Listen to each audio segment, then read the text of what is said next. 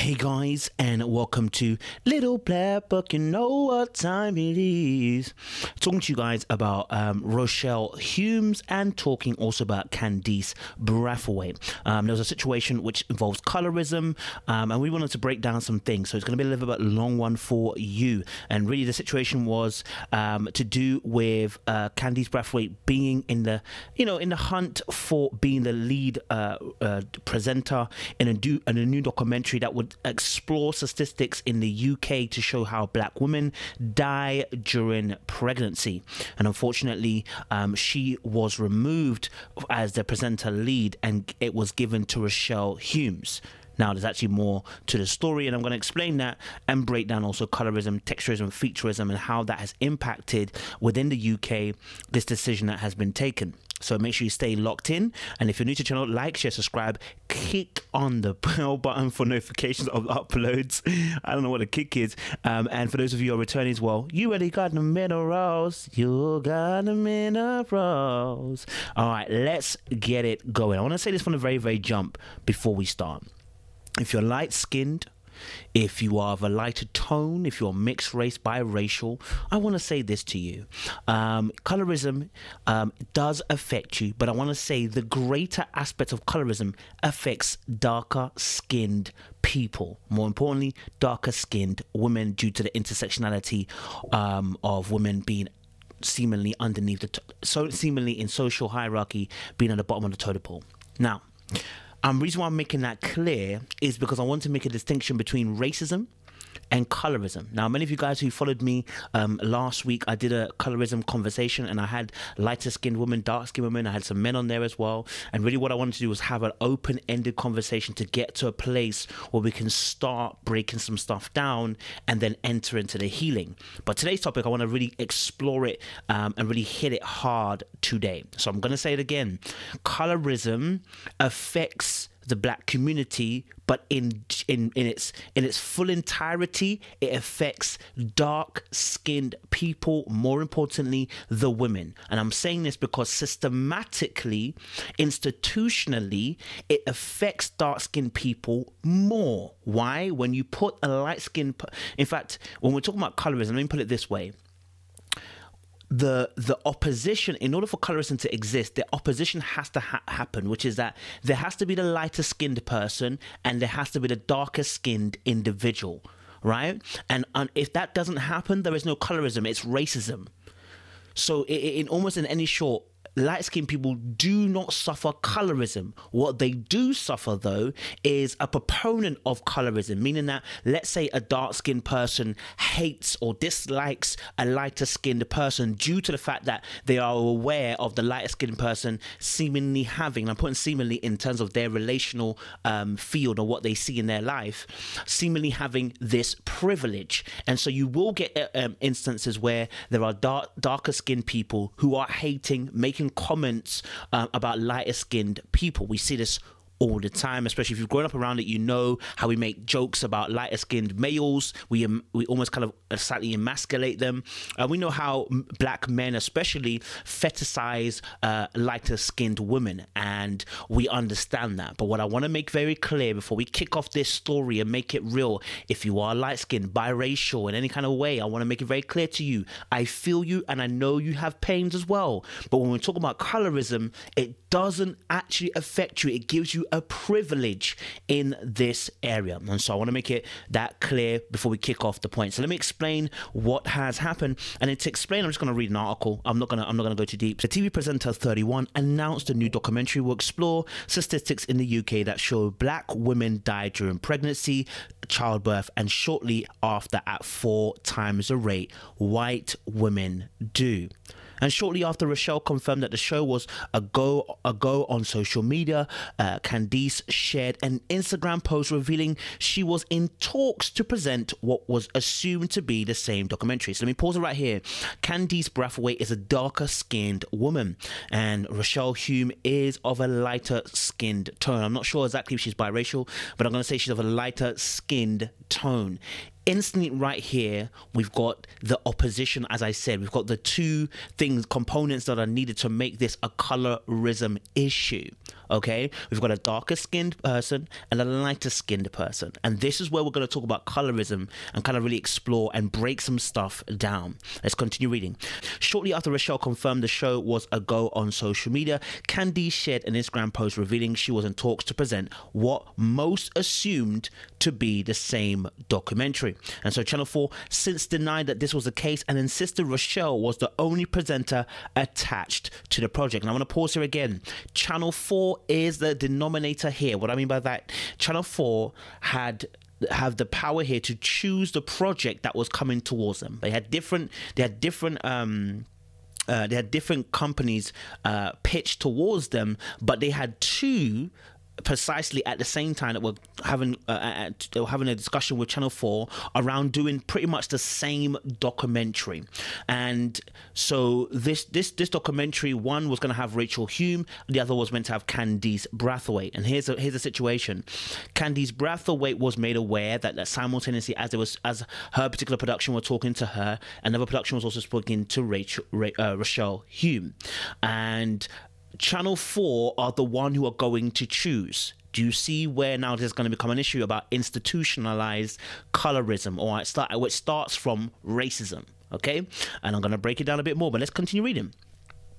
Addressing the speculation herself, Rochelle has now confirmed in a statement that she was approached to host the documentary a year ago and drew attention back to the documentary's sole purpose to raise awareness, as she declared, "It's not about me." And then Rochelle wrote, she actually put a post up, and I want to read the post because I think it will give us a better indication of what we're facing here. So I've gone into Instagram and I'll read a post. So she says here, "Hey gang, the situation around the documentary playing out online is complex, and I know that my response won't satisfy everyone.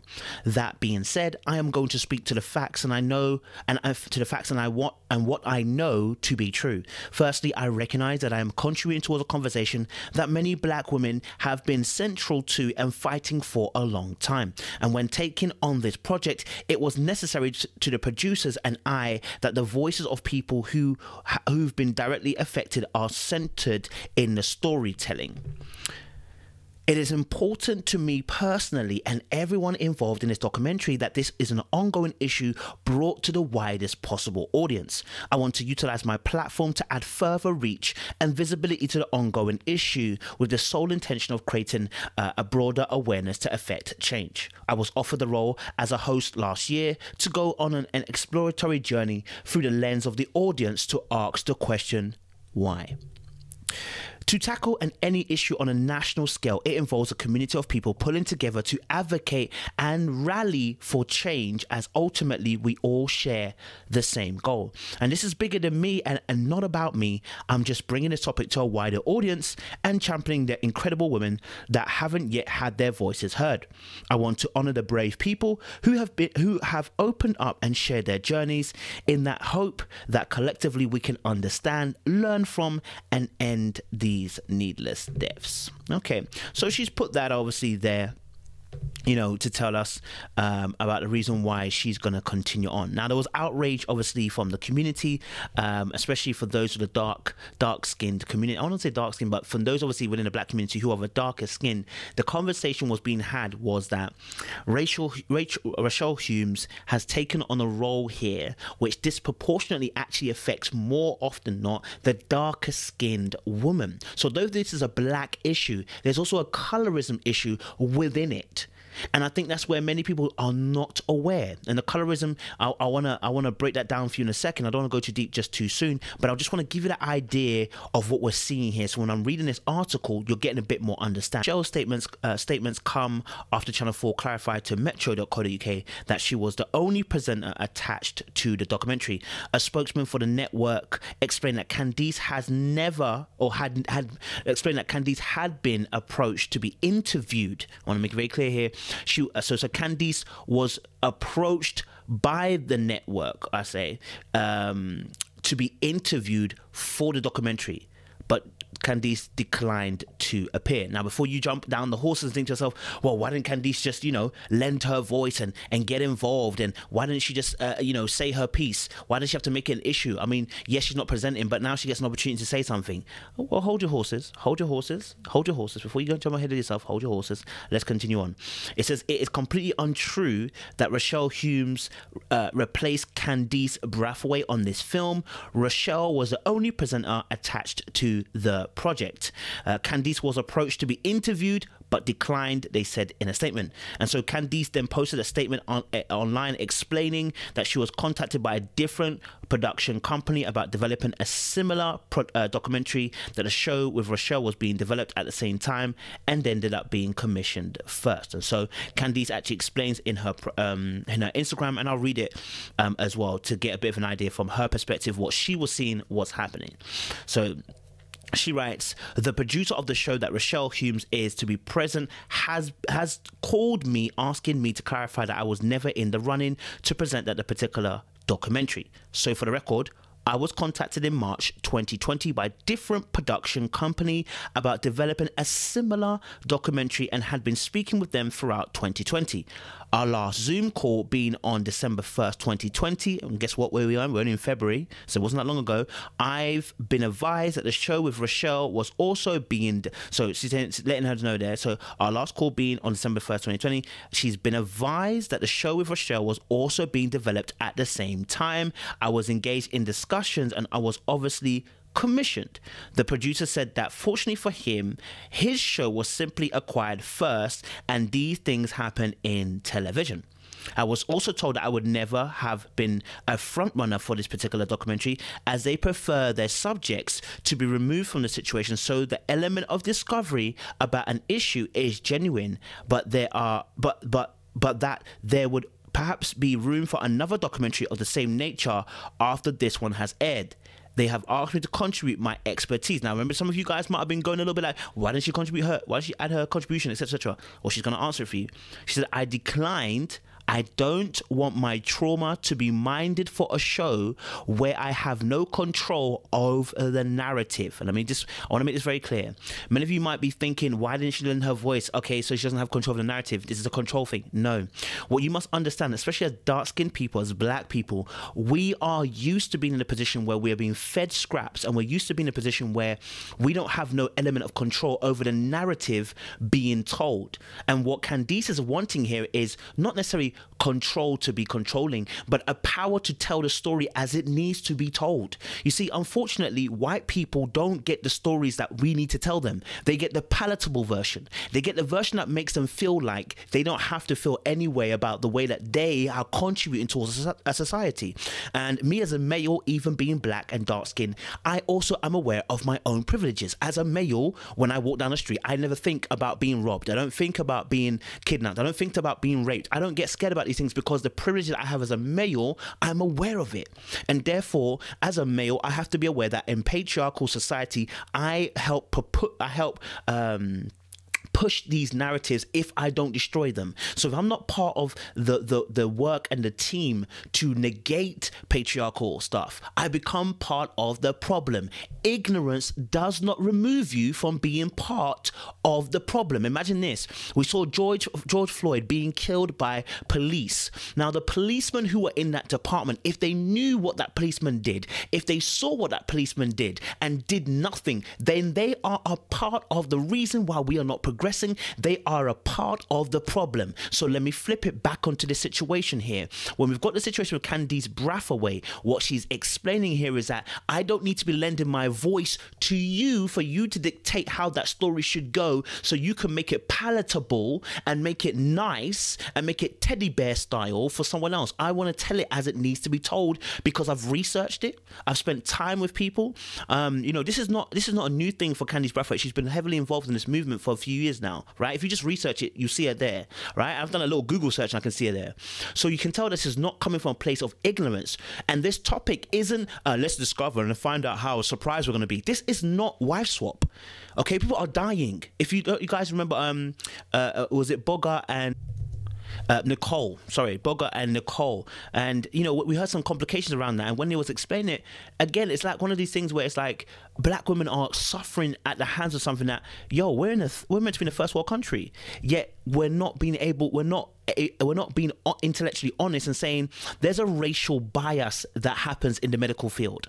Okay, there's a post by Huffington Post, and it talks about how the racial bias permeates and involves itself in the medical field. How doctors, deep it. Doctors can think that black people don't feel pain, and the darker you are on that scale, which is why we're talking about colorism, the darker you are on that scale, the more that this thinking happens. Or we're thicker skinned, we don't experience pain the same way. If we are complaining about pain, he's just making it up, or she's making it up, they're doing too much. Why? Because the negativity of black skin, in terms of the darker the skin, it produces a mindset in others that we are not of equal footing. Okay? Just because we're not in America doesn't mean we don't have institutional colorism and racism. Okay, UK is very good at hiding behind. If I didn't say it, if I didn't say it, then it's not happening. I'm sorry. Just because you're not saying it doesn't mean it's not happening. Okay, just because you're not saying it does not mean it's not happening. And so let me go back to my reading. Let me finish off what she said. She said, my agent had asked a few weeks ago if there was a possibility I could co-present alongside Rochelle, and was told there was not. So look at this situation now. They want her to lend her voice, be an interviewed person on the show. They want her to contribute her particular experience.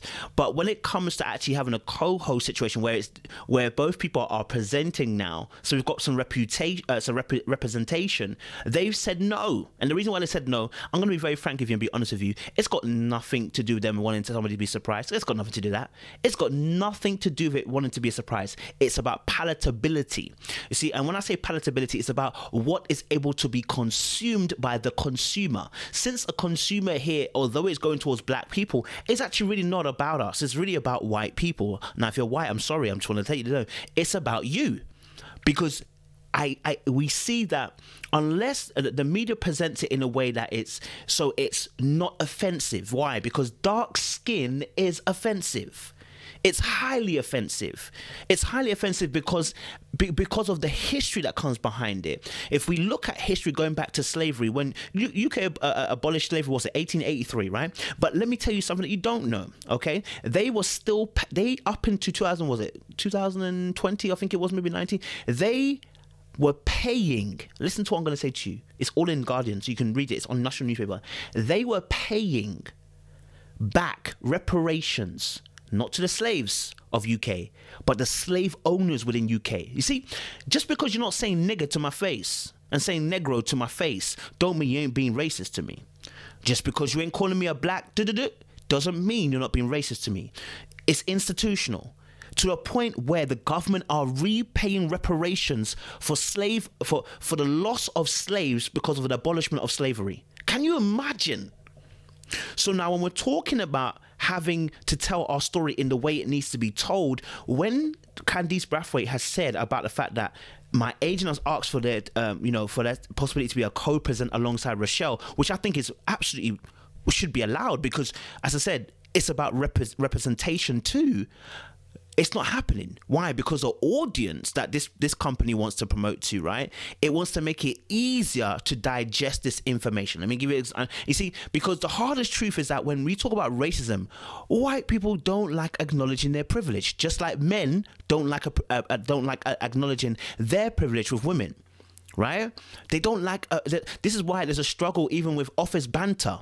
Yeah, and some men will be like, why is there a problem there? It's banter. No, but it's not banter, because if white people are saying some banter against black people, we wouldn't be saying it's banter. So we have a privilege as men. We have a privilege. White people have a privilege, and the failure to acknowledge it is why they make certain information palatable, so the group doesn't rile up and get annoyed about it. You know what I'm saying, right? I'm just making it real. And so I'm going to read her statement and continue on. It says, at the end of the day, I cannot overstate enough how important it is for the issue to be spoken about until we are able to save more black women. On a personal note, I've learned a lot and I'm thinking carefully about my future in TV on the whole. Thank you guys so much. And so the issue here is that the producers who were working with Channel 4, there was two of them. One of them got commission. And now someone might say, well, you know, if one got commission, it's TV. You're right, it is TV. Here's the thing though. If two documentaries, yeah, which were at the same time coming towards Channel 4. This is why I put some blame on Rochelle in terms of accepting it and continuing onwards, but I got to put the blame effectively where it is. Otherwise, we do what Adam did to Eve. You don't put the blame effectively where it is. And see, when Eve said it was a snake that beguiled me, look how God said, you know what, you said it correctly, and I'm cursing the snake. So you have to understand, correct blame has to be apportioned. Otherwise, we don't move forward. If we apportion all the blame to Rochelle, we're still not moving forward. We're not moving forward doing exactly what they want us to do. They want us to bicker amongst ourselves. They want the crab to grab the crab leg and not make sure that no crab can climb out the bucket. When really what we should be saying is, actually, no, Channel 4 is at fault here. You had two documentaries come at you at the same time. You weren't sensitive enough. This is a documentary about race. It's a documentary about gender. I wouldn't expect a man to present this because it's about females. So if you put a male in there, that would be insensitive. So in the same way that this disproportionately affects darker skinned women, this particular statistic we're talking about here, because when we talk about light skin, dark skin, light skin people are affected differently to dark skins because of their closeness or their proximity to whiteness. If you didn't know, I'm letting you know now. When we talk about light skin, mixed race, biracial, they are closer to whiteness. And if you know anything about history, when we talk about femininity as well, femininity, the pinnacle of femininity due to the empire we're under is white women. Okay, now if you want to know how crazy the world we live in, we have a commonwealth. Guess what the commonwealth is about? Those that have been conquered by who? Let me not say nothing else. Anyway, so in a situation that we're dealing with, okay, this was an ongoing conversation for 9 months or so for Candice, and up until 6 weeks ago she thought she was hosting this show, and then Channel 4 decided no, they're going to take on Rochelle Hume's version and they will have her lead. And this is why I say the apportion blame has to be on Channel 4. But I've spoken at length for quite a bit and I haven't really defined what colorism is and broken it all the way down. So let me get into that, but I had to break down what was actually happening to you so you understand what's going on. So let me break down what colorism is. So in one term, colorism is described as discrimination based on skin color. Also known as racism, colorism, or shadism is a form of prejudice or discrimination in which people who are usually members of the same race are treated differently based on the social implications which come with cultural meanings which are attached to skin color. But I want to go a little bit further and a little bit deeper, because similar to my conversation I had last week on my channel about colorism, I stayed on the first definition. And I call it first definition because it can go deeper.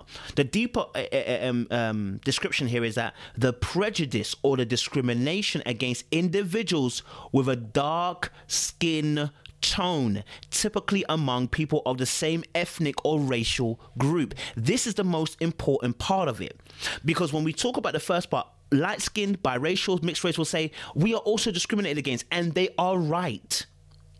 They are discriminated against. But if we go deeper, which is where we want to go, we want to take it deeper, then it's the prejudice or discrimination against individuals with a dark skin tone. Okay? Dark skin tone. Okay, so this is where we're taking colorism to. So when we're talking about Rochelle, Hume, and talking about Candice Braithwaite, someone might say, well, you should just be happy you got representation. And that is problematic.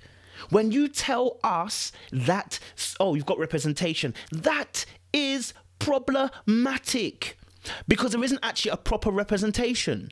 What you've done is provided someone who us, okay, who doesn't have exactly the same struggles. They have the struggle. Don't get twisted, light skinned people, please. I don't know, I don't want to offend you. I want you to understand what I'm trying to say to you, and the white people, I want you to understand what I'm saying. You have struggle. You are black to white people. Don't get it twisted. So you suffering racism, right? But we're talking about colorism, which is that step further, the prejudice and discrimination against a darker skinned tone. Let me tell you something about a little bit of history. So UK and US Portugal, Dutch, the Spanish were all involved in transatlantic and I don't know what they call the British one, European one, slavery, chattel slavery trade, right? And what you will realize is this. In order to conquer us, they didn't want to conquer the body. They wanted to conquer the mind. Okay? Let me say it again for you. They didn't want to conquer the body because they needed the body to work. They wanted to conquer the mind. And so in order to conquer the mind, they devised a clever strategy. It's evil, but it's clever. An evil strategy to create a hierarchy within black people. Woo, check it up us. Man, it's evil. They wanted to create a hierarchy within black people to create divide. When you create divide with crabs in a bucket, they pull each other down. They never ascend. Okay? Here's a divide. They started, and it came about with wicked behavior through rape. They raped black women, okay? As a way to show dominance, number one. 2, to satisfy their fetishization. 3, to again separate and destroy families, because if you destroy the family, you destroy the unity. Okay, it put the fear of God into a black man. Now he can't defend his family. How does he feel? He's traumatized, and that trauma goes down and trickles down into generations. Okay, which is also contributing to why black men tend to date out. Or I shouldn't say black men tend. I should say that black men can be dating outside of their race as a way, as a social status symbol, right? Because it passes through the cells. This trauma. All right, cool. So now you have white men raping black women, creating children who are of a lighter skinned. I really remember that story, Roll My Thunder, Hear My Cry. If you ever watched it, go and read that book. It's a powerful book. It'll make you open your eyes. Now, you've got light-skinned children coming through, sorry, mixed-raced children coming through. And here's the thing that happens. On the plantation field, or if you want to call it, like, you know, the difference between the UK and US is that in US, the plantation field was on the US soil, whereas in the UK and Europe, you'll see that the UK and Europe went to the actual places, for instance, like Jamaica, India, and took the resources from there and transported it around the world to make revenue and income. So there's a difference in that regard. So whilst they were there, what they were doing is conquering the mind. And so now they're having these mixed-race children. The mixed-race children are in an elevated position automatically if the father claims that child, to a point where another white person may detest, dislike, be angry, hate that mixed race child. But because the plantation owner, who may be respected as a white male, claims that child as his own, it automatically creates a hierarchy. And it automatically means that that child is now protected, even though the white person on the other end does not like that child. Because he understands that that's a mixed race and that's a mixed breeding, and they don't like that, right? So now this child has an elevated status within the black community. They are not given the same treatment because their father is not black. Do you see? So now there's two things that happen. They are elevated within the black community, but as time goes on, they're also beginning to form an aspect of superiority complex. Okay? Right? And so that mindset, and I'm not saying, again, I'm not saying it's every light-skinned person or every mixed-race person has a spiritual context. I'm not saying that at all. I'm explaining history. Okay? History. Okay? Now, a superiority complex is this. It's a defense mechanism that develops over time to help a person cope with painful feelings of inferiority. Individuals with this complex typically come across as supercilious, haughty, disdainful towards others. They may treat others in an imperious, overbearing, and even aggressive manner. But I want to focus on something.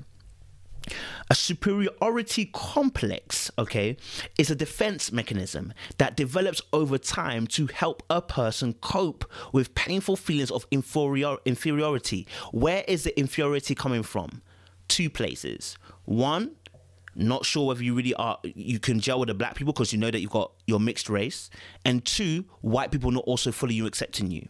All right. The inferiority complex takes place as a defense mechanism to defend themselves against, 1, the white people that think that they don't like them, right? But you close enough to us so we can accept you, right? And they've never really fully been accepted being black.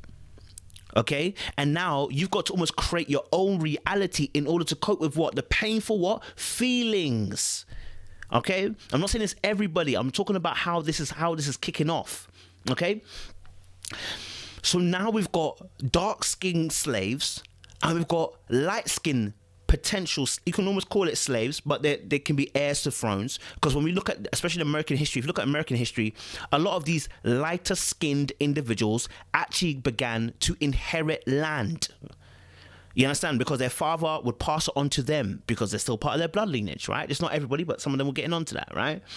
And so now we've got, and I want to focus on this, the defense mechanism here: denial of blackness, denial of the struggle of being a darker skinned person, denial of privilege, denial that you are favored aesthetically and being closer to whiteness, and denial saying, obviously, you know, I've worked to get here, you can work here and get here as well. A denial of your favor and your benefit that you receive or privileged for being a lighter skinned tone. All right. And that can create the defense mechanism when you're denying these things can be true. Okay, and so society will tell light-skinned, mixed-race people that they are palatable, they are acceptable. And when we talk about colorism, I can't talk about colorism without going into featureism and texturism, okay? Because these also play a part. When we were younger, we were talking about when we were younger, light-skinned girl with a good hair. Right? It's one of the things that was said. Light-skinned girl with a good hair. Now, many of you who are dark-skinned would have heard this term. You're blick. And so, and the contributing factor here as well is that, and let me not even skip ahead. Let me not skip ahead. Okay, let me not skip ahead.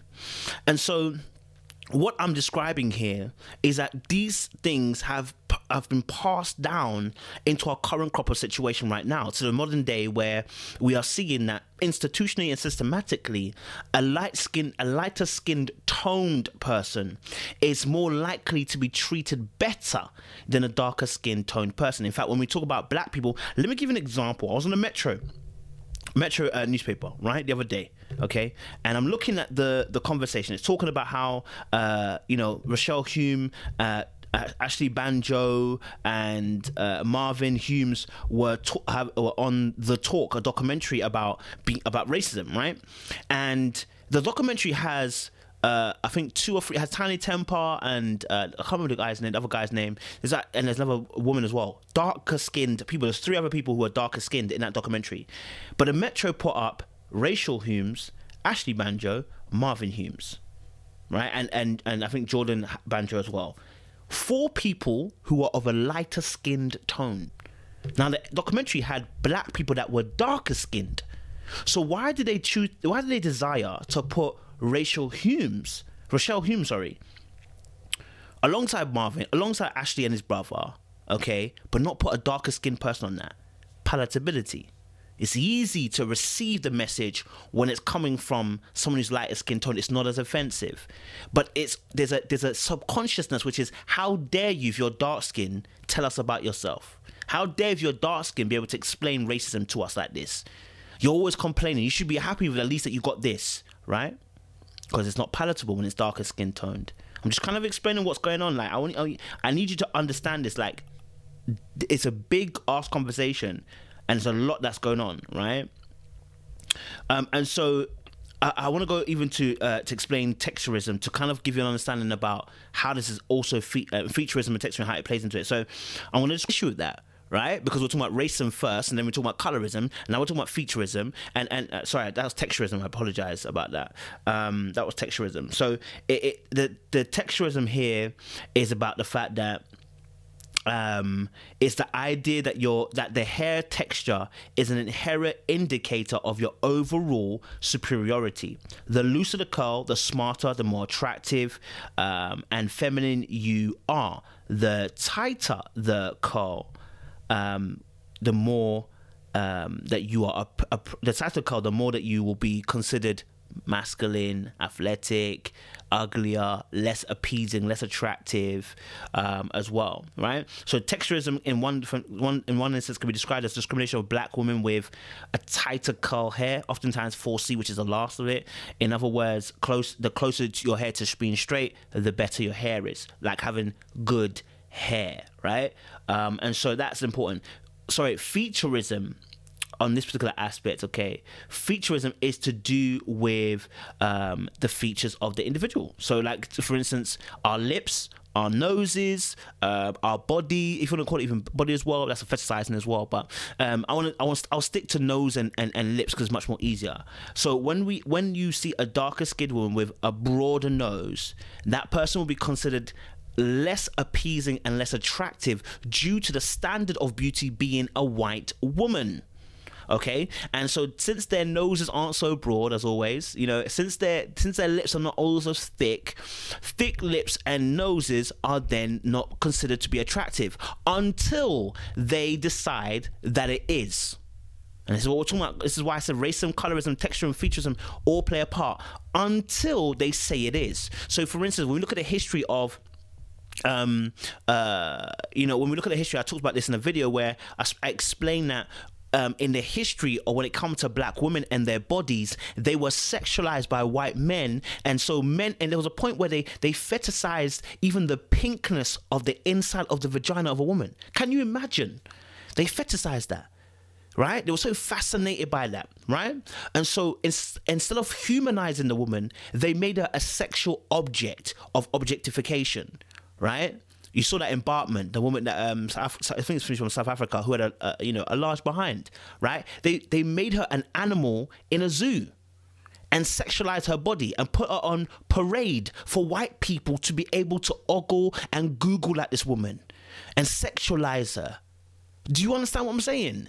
So, like, they have this issue has been going on for so long, and it permeates every aspect of our lives, and that also is an issue. And I'll discuss that as we're going on about how black men, especially, we have become the weakest link because we push more of the narrative.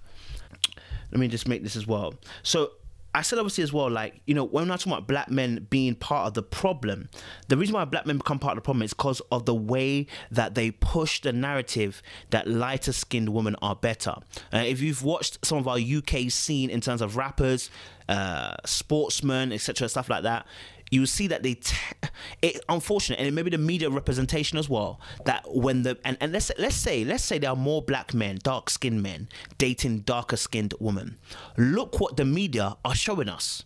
So irrespective of whether it's true or not, it doesn't make a difference. What we're being shown is what's important. Those mostly who are in the media, okay, who are musicians and sportsmen and successful people that are on our TVs, are being shown with their partners, and they are often lighter. So that again pushes this narrative that darker skinned women are not appreciated. Colorism. Do you see? So when I spoke about featureism in terms of like our eyes and our nose, I just made it very, very obvious, like your nose and your lips, right? That how when you have a thicker lips and nose on a darker skinned woman, it's considered, and this comes from the history, it's considered to be barbaric, animalistic, masculine. Okay, this comes from the history, right? So when they were objectifying and sexualizing women, this was also a part of it. They considered the black woman, the darker skinned woman, to be barbaric, animalistic, and to be masculine. Okay, because she was supposed to be the direct opposition to white femininity. So now, when men are choosing women and they seemingly keep on going after lighter skinned individuals, colorism has started to work its way through. So if they can't get you the racism, they're going to get you the colorism. They're going to make us destroy ourselves, right? Because they don't want the darker skinned family, not because of any. I'm not trying to make it a dark skin conspiracy. All I'm saying to you is it's about how to divide black people. Okay, and this is the one of the ways they actually do it with, right? And so the black male himself is also fetishized. Okay, when you looked at the history, you heard the word mandingo. Well, when it's crazy. When a black man decides to go after a white woman, right, he'd be killed. Yeah, it could never happen, right? But as society and time has gone on, black men have been afforded more freedom in terms of society's hierarchy and the way it looks and what it allows, okay, and the consequences for certain actions has been reduced for black men because they are what? First, men. And men have a greater privilege in a society than women do. So now when we're talking about obviously how black men push this narrative of colorism, they when they start dating lighter skinned women, I'm not saying all men who are dating all dark skinned men who are dating light skinned women are colorists. I'm saying to you that we're talking about the narrative that's formed, okay? And so they choose these lighter skinned women sometimes because of a social symbol and status that it comes with it. It's the elevation from being at the bottom. I'm now closer to being white. I'm more accepted by white people because that lighter skinned woman is going to be more accepted than the black woman. I had to give you the background so you understand where we're going. Okay, and if you look at the systems, they target dark skinned men, especially in America, but they target them because, like I said, remove the leaders from a community, you easily control the mass. I will say it again. You remove the leaders from the community, you remove the mass. Who are the leaders? When you take away fathers from homes, when you take out young men before they can arrive, you take out future leaders, right? Because the world is, unfortunately, it's a patriarchal society, so the leaders are going to be men. Now, no worries, women, I know that you lot can do a good job, but let's be very frank and very honest. This world is run by men.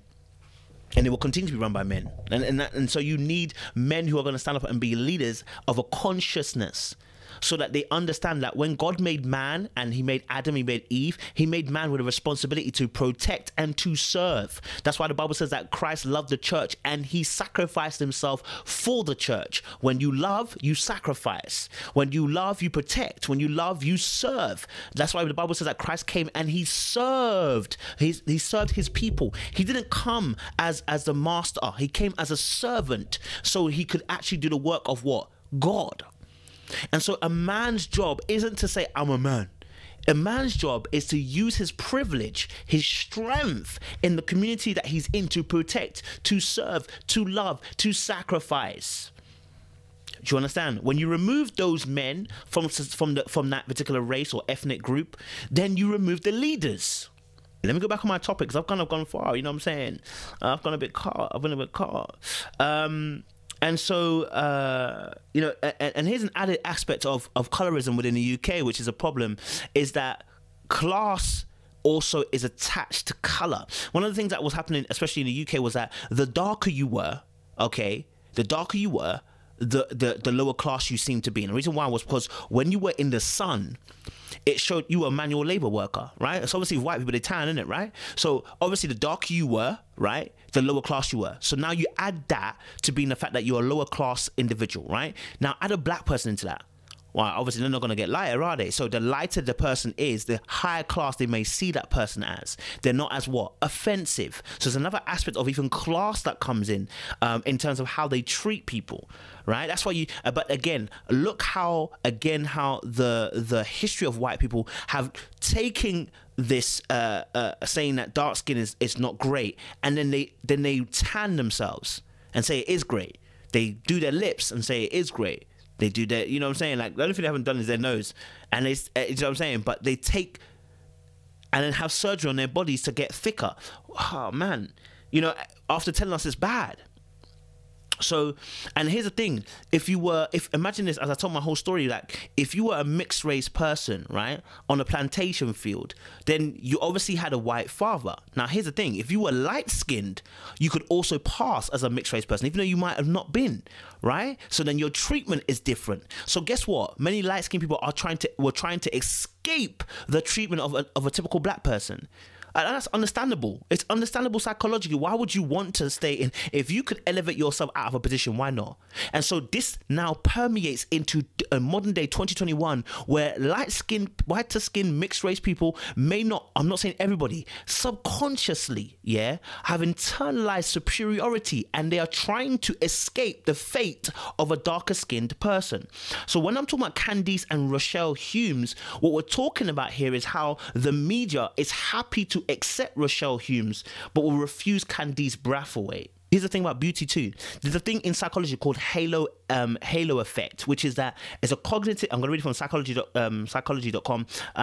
Halo effect is a cognitive bias that occurs when an initial positive judgment about a person unconsciously colors the perception of the individual as a whole. When forming a first impression, observing an initial attractive feature, perhaps beauty or strength, can make the person appealing, making it difficult to revise that impression based on new or opposing information.